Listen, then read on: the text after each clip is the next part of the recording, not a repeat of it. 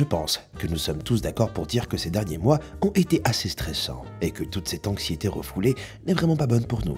Alors, pour notre plus grand bien, on va s'asseoir et décompresser avec ces images satisfaisantes qui vont vraiment vous détendre les nerfs.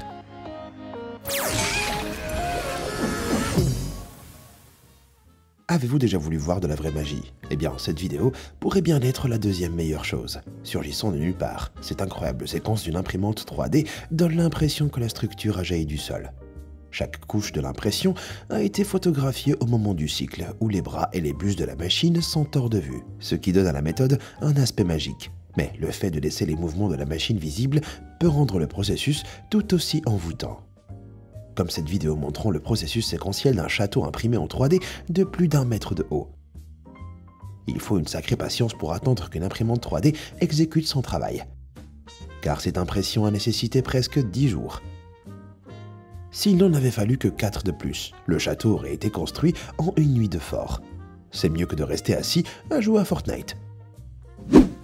Après une longue journée de fabrication de structures exquises, les imprimantes 3D doivent être nettoyées avec soin. Mais même cette partie du processus peut être relaxante et très satisfaisante, comme le montre ici l'utilisateur Reddit Pots and Pans.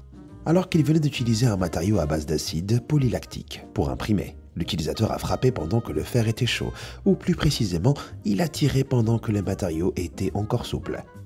En chauffant la buse, le redditor a pu tirer plus facilement le matériau en un seul brin incroyablement long et incroyablement satisfaisant.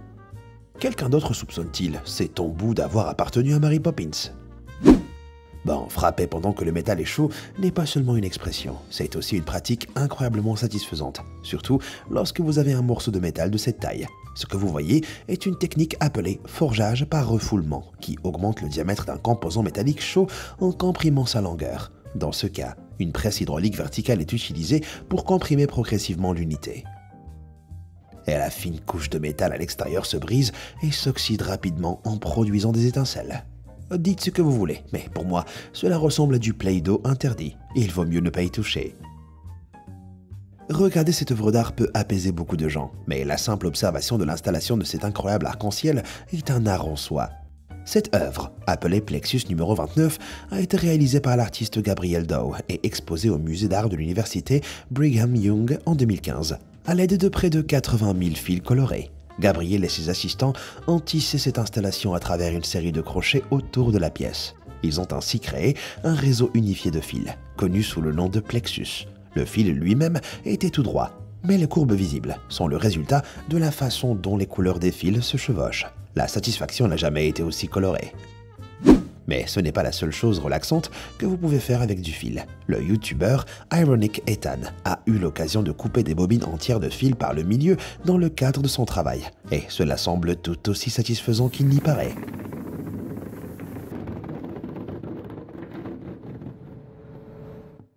Maintenant, voici le son et l'image de la satisfaction. Avec des kilomètres de fils enroulés fermement autour de chaque bobine. Les fils explosent vers l'extérieur lorsqu'ils sont coupés par la machine, s'étalant en couches duveteuses et en treillis. Ah, c'est vraiment une façon de se détendre.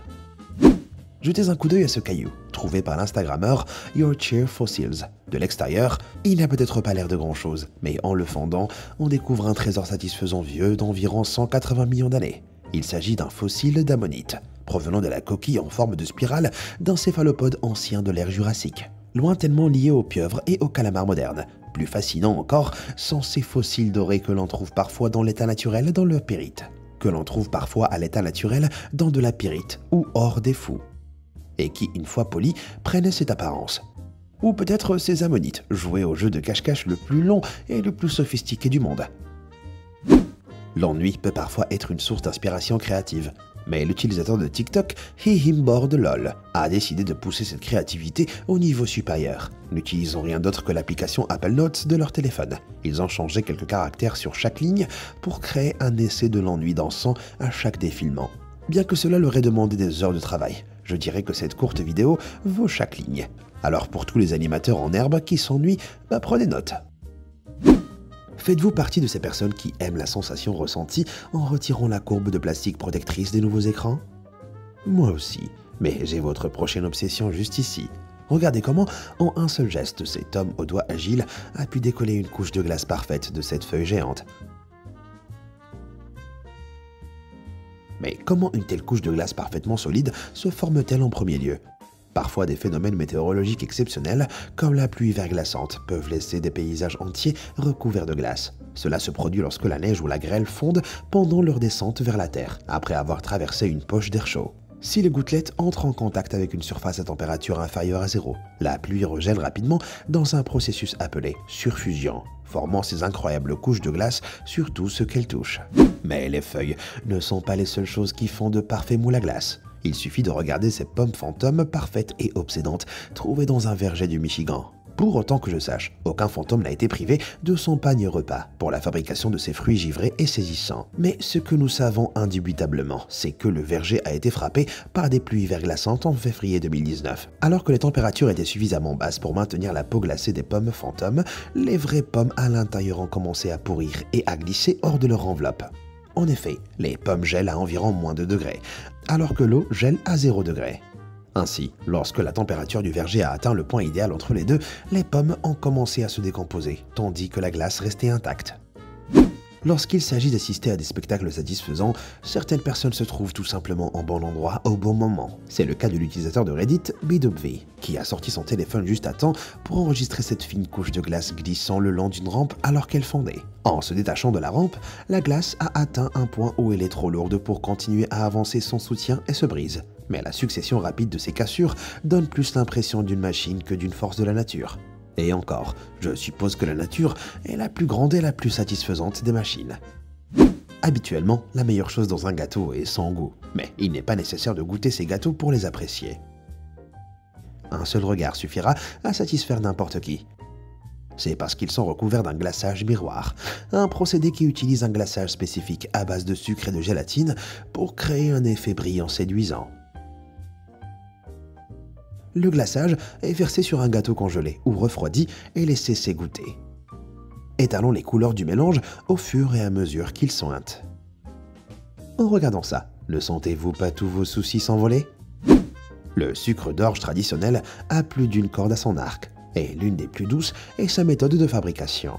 Une fois que le mélange pour cette friandise sucrée a été moulé et roulé en une série de longs tuyaux, le bonbon durci est prêt à être coupé. Comme cette variante des fabricants de bonbons Zacherl-Werkstatt. Grâce à un timing parfait, plusieurs tuyaux sont équilibrés et coupés à la main en succession rapide. Chaque pièce étant de taille similaire, prête à être emballée. L'efficacité n'a jamais eu l'air si douce. Certaines personnes peuvent venir se vanter d'être capables de dessiner un cercle parfait.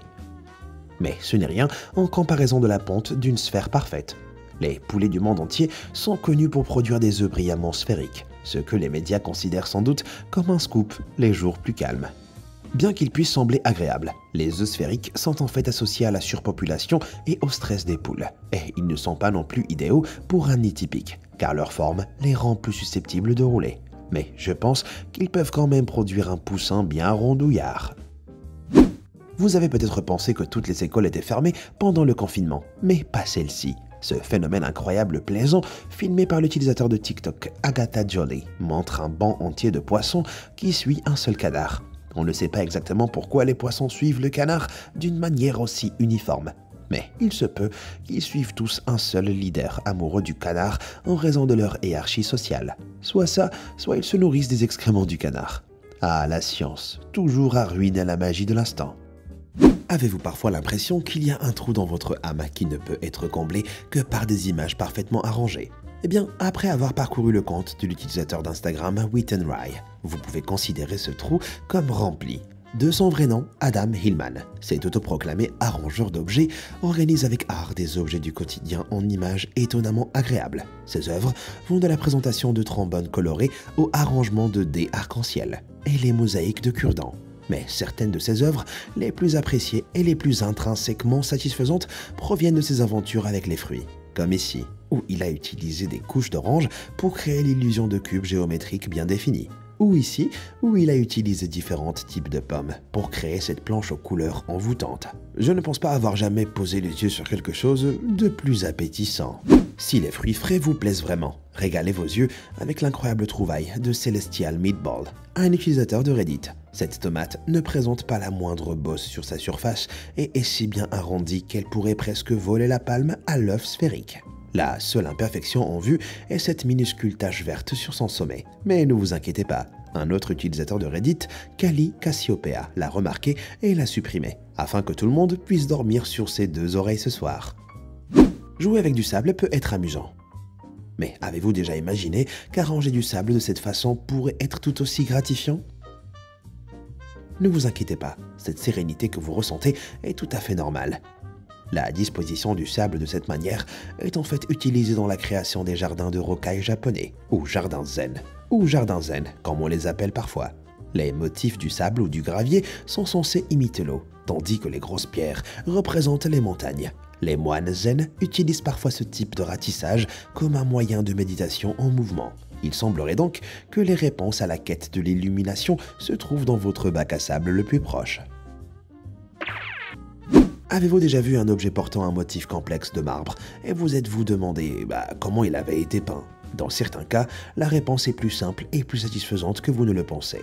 Il s'agit d'un procédé appelé hydro-dipping, peinture par immersion, qui consiste à superposer de la peinture sur un réservoir rempli d'eau. Avant que la peinture ne durcisse, un objet comme cette guitare est plongé lentement dans l'eau. Il s'agit en fait d'un processus simple, rendu possible par le fait que la tension superficielle de l'eau maintient le motif en place, ce qui lui permet de s'adapter à n'importe quelle forme. Dans une approche légèrement différente, des films hydrosolubles spécialement imprimés peuvent être utilisés à la place de la peinture. Ces impressions se dissolvent à la surface de l'eau, prêtes à être recouvertes, donnant à des objets comme cet enjoliveur une apparence décorative complexe. Il s'avère que la relaxation se présente désormais sous la forme d'un grand bac d'eau et de peinture. Il y a peu de choses plus gratifiantes que de regarder du verre chaud être tordu et modelé, et cette vidéo de Vitrix Studios à New York le prouve.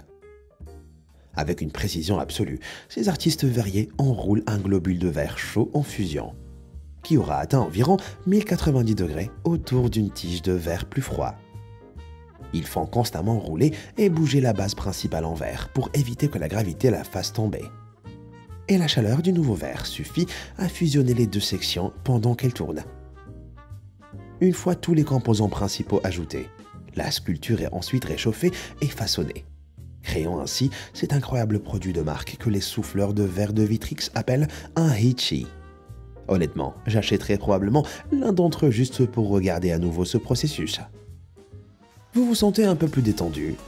Laquelle de ces curiosités a fait mouche? Faites-le moi savoir dans les commentaires ci-dessous.